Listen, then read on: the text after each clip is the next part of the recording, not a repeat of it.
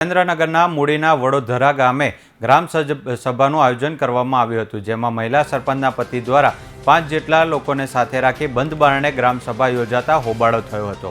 ગ્રામ સભામાં મહિલા સરપંચના સ્થાને પતિ હાજર રહ્યા હતા, જેનો વિડીયો બનાવતા વ્યક્તિ સાથે મારામારી કરી હતી। સરપંચના પતિએ વ્યક્તિને બેફામ ગાળો દીધી હતી। કાલે ગ્રામ સભા અમારા વડોદરા ગામની અંદર યોજાણી હતી। તેમાં હું તપાસ કરવા અને મારા વાક્યોની બે-ત્રણ પૂછવા માટે ગયેલો। તો ગ્રામ સભાની અંદર મેં પ્રશ્નો પૂછવાની વાત કરી એટલે તલાટીબેન, સરપંચ અને સરપંચ જે મહિલા છે એનું નામ રિંકુબેન અને એમના પતિનું નામ દેવાભાઈ। મેં વિડીયો ચાલુ કર્યો એટલે મને કે વિડીયો બંધ કર। એવી વિડીયો ચાલુ કર્યો એટલે મને ધમકી દીધી, મને કે વિડીયો બંધ કરી નાખ, ટાટિયા વાટિયા ભાંગી નાખવાના। મેં જો હું મારા વાક્યો પૂછવા માટે આવ્યો અને તમે વાક્યનો જવાબ નથી આપતા અને મેં વિડીયો ચાલુ કર્યો છે।